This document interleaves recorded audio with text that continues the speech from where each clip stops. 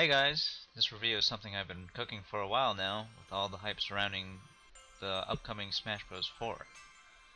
Masahiro Sakurai, the director of Smash Bros., has made it his New Year's resolution to release Smash Bros. 4 in the year 2014. If you ask me when, my best guess is the last quarter for Christmas. It'd be kinda funny to see it come out on December 3rd, the original release date set for Brawl, until they delayed it. This year marks the 15th anniversary of the original Smash Bros. For the Nintendo 64 in Japan, so I decided that I'd finally make the jump and do a series of reviews on each of the Smash Bros. Games, plus maybe a bonus video on something else, and then maybe expand into reviews of other fighting games when I have time. I am, by no means, a pro at fighting games, since I rarely compete outside of my circle of friends. But I do consider myself a fighting game nerd, so I like to think I know at least a thing or two about them. Just in case you haven't noticed, I've been talking about Smash with the assumption that it is a fighting game.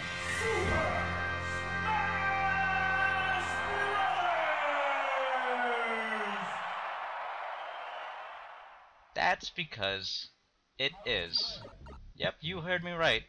Smash is a fighting game. Let's just get that over with right now.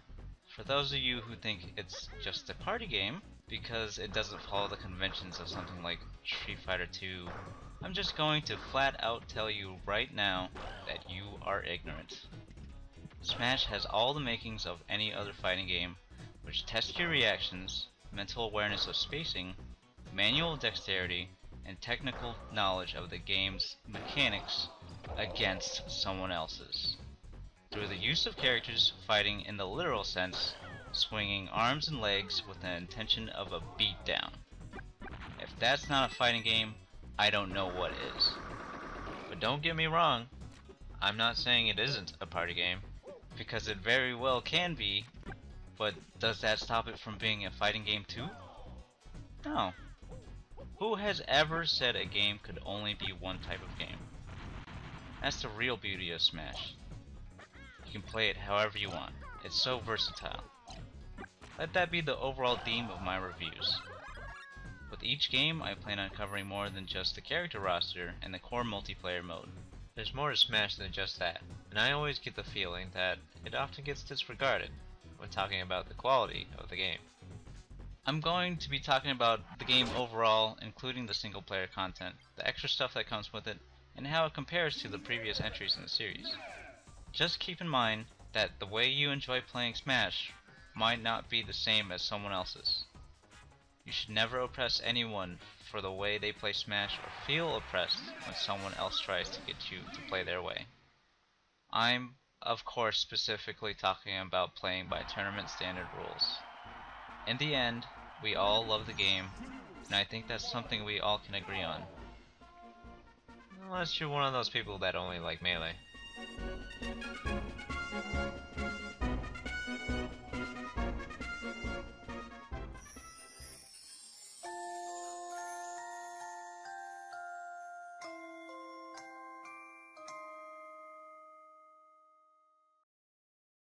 Before I go into my actual review, I'd like to take a minute, just sit right there, I'll tell you how Super Smash Bros. Became the drill kicks of down to air. In a Iwata-esque interview with Masahiro Sakurai for Super Smash Bros. Brawl, they revealed that they were tasked with making the original Smash Bros. They made a prototype by the name of Kakuto Gameu Ryo, which roughly translates to Dragon King the Fighting Game. Yes, the fighting game. It didn't feature any Nintendo All-Stars at the time, but it had cumulative damage percentages and was designed to be a 4-player battle royale, with the idea of being the antithesis of what people consider a fighting game. Which doesn't mean it's not a fighting game, just a fighting game that was against the norm. It was later discussed in the Iwata-esque interview with Sakurai on Kid Icarus Uprising, which is another game Sakurai directed. Sakurai disassembled the game's mechanics of the genre and reassembled them to make it his own style. Then, Sakurai asked to use various Nintendo characters, and the rest was history. I highly recommend checking out both of those interviews to get an idea of Sakurai's perspective when it comes to developing games. Anyway, let us finally get to the review of Super Smash Bros. On the Nintendo 64.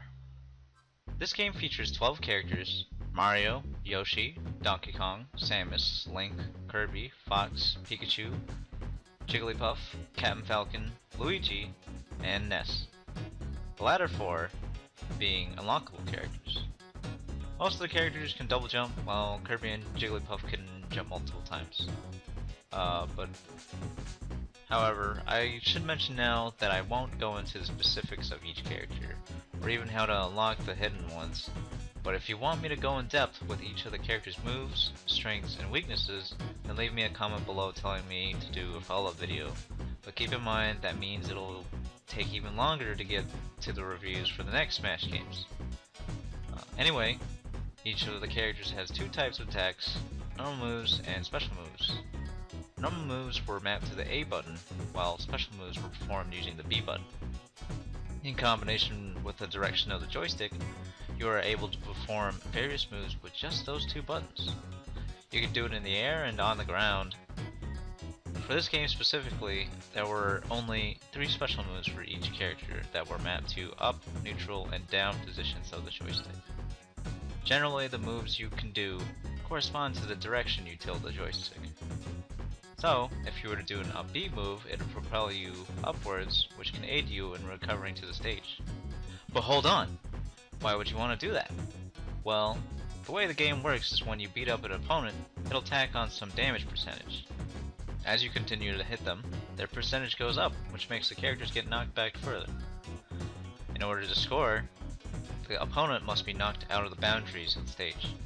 A lot of you who are watching my review right now are probably thinking, I already know this stuff, you don't need to tell me this. So, let's look at this from a different point of view. Back in 1999, when this game was released, the gameplay system was pretty much unheard of. There were people who criticized the game for being different. There was no fighting game like it back then, but that was the whole point.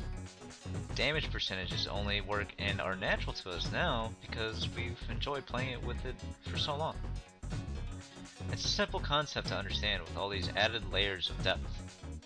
The Smash series is touted for being easy to pick up but hard to master, and that's one of its biggest strengths in terms of mass appeal. One of the other biggest strengths is, of course, being the all-star cast of beloved Nintendo characters. Anyway, aside from attacks, you also have a number of other mobility and defensive options. There's also something similar to blocking in typical fighting games. You can shield yourself from attacks by pressing one of the triggers. This puts a bubble around you that gets smaller over time or when you take hits. While you're not using your shield, it returns to its full size. You can also slightly move where your shield is by tilting the joystick lightly. But if you smash the stick left or right, all the way, then you perform a dodge roll, and you have a small period of invincibility. Be careful though, don't use your shield too much at a time because then it'll shrink to the point where it just breaks, and then you get knocked up and get thrown into a very vulnerable dizzy state where you can't control your character, and this allows anybody to capitalize on you. This is so it forces you to play more offensively than defensively. However, I'd like to know that in high-level competitive play, shielding is not good. That's not to say you shouldn't do it at all, because you're not gonna be playing against pro players all the time or whatever. But due to the nature of another mechanic, Z canceling, very good players can mount an offense that is similar to a block string that just tears through the shield, which puts you in that dizzy state I mentioned before. Be wary that you can also be grabbed and thrown out of your shield, and those are really powerful in this game compared to future iterations. And since I briefly mentioned it, Z canceling is a game mechanic where you press Z or R right as you land on the ground after doing an aerial move to completely negate the ending part of the move's animation where you don't have control of your character. Most smashers call that landing lag. Other fighting game players call it recovery frames. I call it ladder, but I can see why that might get confusing when talking about Smash, where You must recover to the stage to survive. It might seem very small, but it allows you to perform other actions afterwards you wouldn't normally be able to do, such as other attacks to create a combo. In Melee, it's a little bit different, but I'll eventually get to that later. There's a similar mechanic called teching, where you do pretty much the same thing as Z canceling by pressing Z or R as you land onto the ground after being knocked into the air. This reduces the amount of time for your character to get up from the ground. If you hold left or right while doing this, you will immediately perform a roll in that direction. Teching is also referred to as ukemi in certain other fighting games. Z canceling and teching aren't at all necessary to enjoy Smash Bros. And are advanced techniques only there for people who want to become masters of the game. I think that about does it for how to play the game. For future games I'll refrain from being as explicative, so I'm not as redundant. Next up are the stages. There are 8 default stages, 1 hidden unlockable stage, and 3 stages you can only access in 1 player mode. First, we have Peach's Castle, if you could even call it that. Not only is Peach's Castle itself just in the background, that is also the only thing you could really identify with the Mario series in this stage. Everything else is just there, just cuz. You've got a bumper at the top, 2 triangular platforms just out there. I think they're supposed to funnel you toward the middle of the stage if you were falling back from the top or hit the bumper. And at the bottom, you got this platform moving back and forth like it's playing Breakout, just in case you might be lucky enough to have it extended on the side you're recovering from. It's just too bad you can't grab any edges on the stage. Thankfully, this stage has never returned to any future Smash Bros. Game. The next stage is Congo Jungle. Interestingly, they spell Congo with the C, but in Melee they retconned it to be a K. The stage is based on Donkey Kong Country, and it isn't too bad. In the middle there are a couple of platforms that move counterclockwise, but it's not really that intrusive.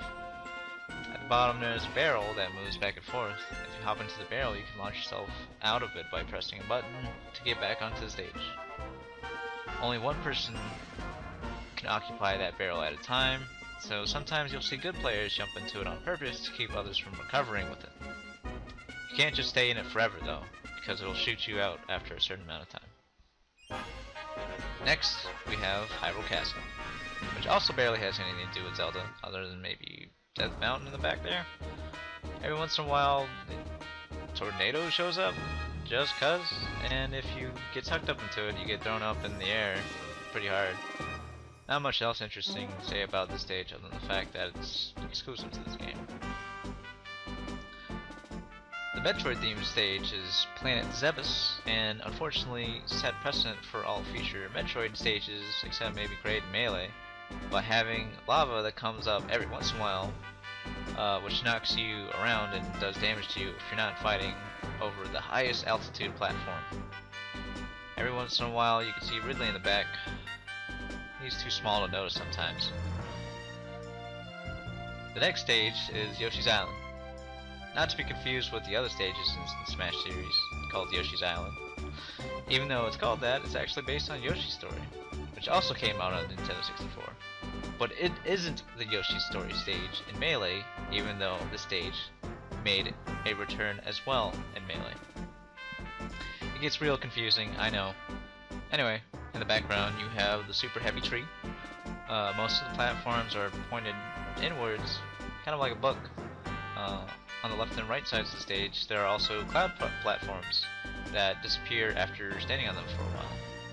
They can aid you in recovering, but be wary that somebody could just sit on that platform and force it to disappear before you could even get to it.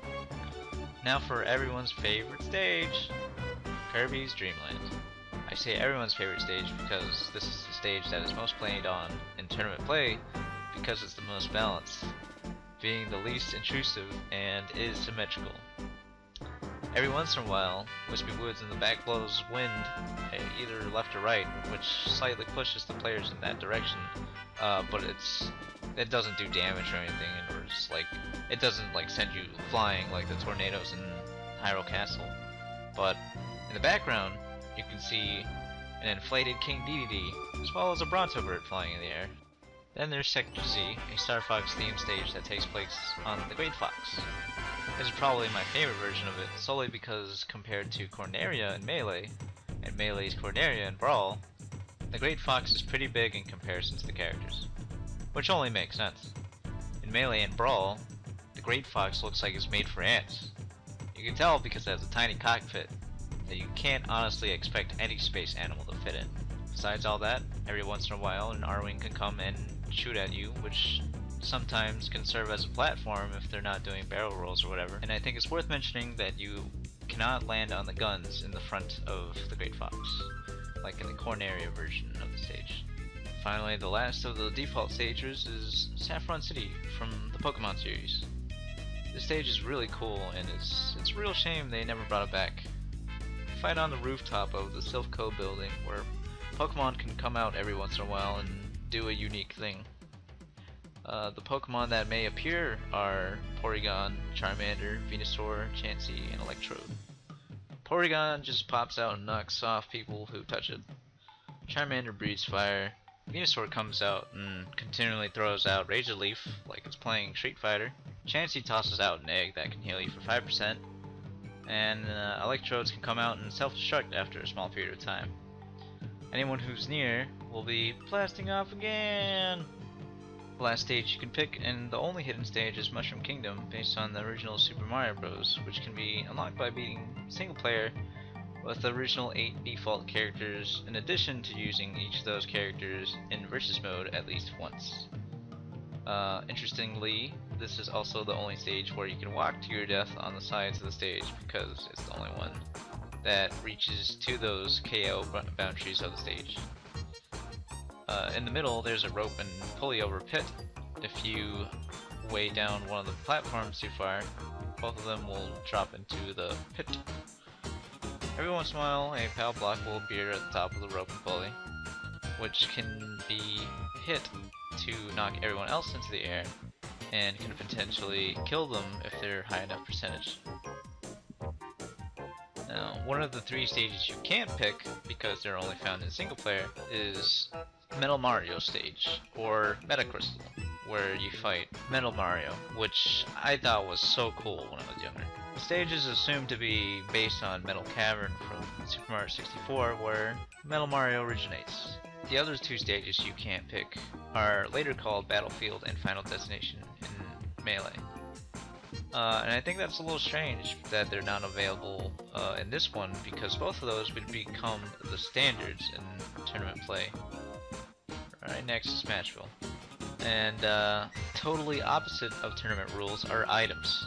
There are quite a few items, and frankly, I think I've already spent too much time talking about everything else at this point, so I'm gonna keep it pretty brief. Just a heads up, I like playing with items on, as well as playing with them completely off. If items are turned on, they will randomly appear somewhere on the stage, and they can sometimes provide you with advantages. It can be very luck-based, which is why tournament players prefer to play with them off, so they can rely solely on skill. My favorite of the items is probably the Home Run Bat, because of how powerful it is. The Beam Sword, because lightsabers, and Pokeballs, because Pokemon. Pretty much everything but the bumper would return to Melee, but the bumper was later then brought back in Brawl. Which is weird, because in Brawl they took out the red shell. With each iteration of Smash, they've also changed up what Pokemon are in the Pokeballs, for the most part, at least. And unfortunately, I'll never get over the fact that they put in Goldeen as the useless Pokemon instead of Magikarp, because that's one they haven't changed at all in those future Smash games. Finally, let's move on to the game's other modes. And yeah, I know I mentioned earlier that I wouldn't just talk about the core multiplayer mode, and literally just spent all this time talking about just that, with how it plays and the stages, but let's be honest here, the original Smash Bros. Barely has anything in terms of single player content, as it is the first entry in the series. It's pretty clear their focus is the multiplayer. After all, it is a fighting game, right? Right? Right. Anyway, there are, of course, 2 main modes, 1P mode and versus mode. Versus mode is pretty much everything I explained up to this point. You can play with up to 4 players in time or stock matches, with or without teams. In time matches, you can compete for the highest score of knocking out other players, minus your ring outs. In stock, you have a set amount of lives, and the last man standing wins. In 1-player mode, you can play 1P game, which is later known as Classic mode in subsequent Smash titles. This mode is similar to arcade mode in other fighting games where you select a character and go through a series of stages to achieve a high score. There are 11 stages, with 3 bonus minigame stages, and they are always in the same order. The bonus minigames don't need to be passed in order to progress to the next stage, which is nice. Stage 1 has you fight against Link on Hyrule Castle, he's super easy. Stage 2 has you fight against a team of 18 Yoshis on Yoshi's Island, but only 3 at a time. Stage 3 puts you against Fox in Sector Z. Then they spice things up with Break the Targets, where the goal is literally to break the targets. Then Stage 4 is on to Peach's Castle stage, where you fight the Mario Brothers while you're accompanied with a random ally. Stage 5 is on Saffron City against Pikachu. Stage 6 mixes it up a little bit by forcing you to fight a giant Donkey Kong while you team up with 2 random allies to take him down in the Congo jungle. The next one is another minigame that is absent in future Smash games called Board the Platforms. I'm just trying to platform, guys. Stage 7 is like the Yoshi stage, except now you have to fight against 8 Kirbys, but 2 at a time on Dreamland. Some of those Kirbys will have hats of the original 8 characters, and one of those Kirbys will either be the original Kirby with no hat, or have a hat of one of the 4 hidden characters. Stage 8 is against Samus on planet Zebus. Stage 9 blew my goddamn mind. As I mentioned before when talking about stages, you fight against Metal Mario on his very own unique stage. After that is the last minigame, Race to the Finish. All you need to do is avoid obstacles and enemies and get to the very end. Stage 10 puts you against the Fighting Polygon Team, which consists of 30 generic pink polygons that sort of resemble the actual cast. There's many of them, but they're all really weak like the other stages where you fight against teams. Then the final stage, where you fight against Master Hand. Yep, the very hand you see flying around in the intro that controls every match is actually the last boss. This fight works a little differently because Master Hand has hit points instead of damage percentage, and because of this, Master Hand can't be wrung out. You have to whittle Master Hand's HP down by attacking it when you can while dodging Master Hand's various moves. And if you really think about it, fighting against Master Hand is a lot more like your typical fighting game. It's almost as if the final test of Smash Bros. Is overcoming what is standard and common practice in fighting games. That's deep, man. After you beat Master Hand, the credits roll, but in this game it's a little different. It's a neat little shooting minigame where you can shoot the name of the people who worked on this game and see more information about their position. It's also set precedent for the credits in future Smash games. After that, you get a little congratulatory picture. Aside from 1P game, there's a training mode where you can practice just playing the game. Not a whole lot of options, but you can set your dummy, spawn items, and adjust the game speed. Then there's 2 things called Bonus Practice 1 and Bonus Practice 2, but don't be fooled, they're just bonus minigames from 1P game mode. Those are Break the Targets and Board the Platforms. Every character actually has a unique Break the Target stage and Board the Platform stage that are specifically designed for the character's moves and abilities. For example, in Pikachu's Break the Target stage, there's a target below the stage that you can't really get to unless you suicide, but if you use Pikachu's neutral B attack, the Thunder Shock will slinky around the ground to hit it. It's really cool and sometimes can show you what you can do with each character. There's also some other stuff you can do in the data section, like read character bios and see what game they came from or play around with the sound test, but that's about it when it comes to the single player content. Yeah, that's pretty much it. I hope you guys enjoyed watching my review. Thank you for listening to me ramble on about an old game you probably know enough about. I really wanted just to cover the game as a whole. I'm not going to give the game score or anything, but I will say that I think this game is good, but given the option, I'd much rather prefer to play the other two games in the series, because they really improved a lot since then. It's really hard to go back. Super Smash Bros. For the Nintendo 64 laid the groundwork for those other games, and it's definitely worth the experience for anyone who hasn't, just to see how they improved it with the next iterations. Again, if you guys really want me to go in depth with each of the characters of the game by talking about each of their moves, strengths, and weaknesses, I can, but it'll detract from doing a review on the other Smash games, and more, which I already barely have time for.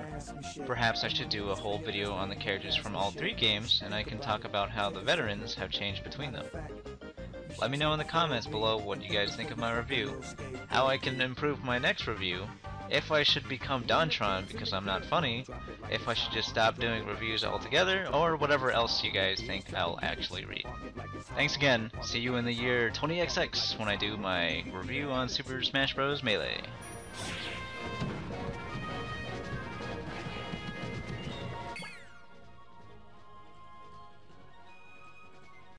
Hey, by the way, check out some of our other videos while you're here. Not too long ago, we did quite a few podcasts speculating about Super Smash Bros. 4. I'm sure you guys will enjoy listening to that if you've enjoyed this review. We also do Let's Plays. Good games, bad games, tons of games. Of course, we've done reviews of other games, too. Give Steven's review of Cartoon Network Punch Time Explosion a look if you're interested in other brawlers. If you don't mind watching some pretty old stuff, we also have a bunch of brawl matches from 2 years ago. And if you like our style, be sure to subscribe, like the page, all that good stuff. And if you want to support us in some other ways, you can check out our t-shirt shop or our sticker store. Thanks for watching.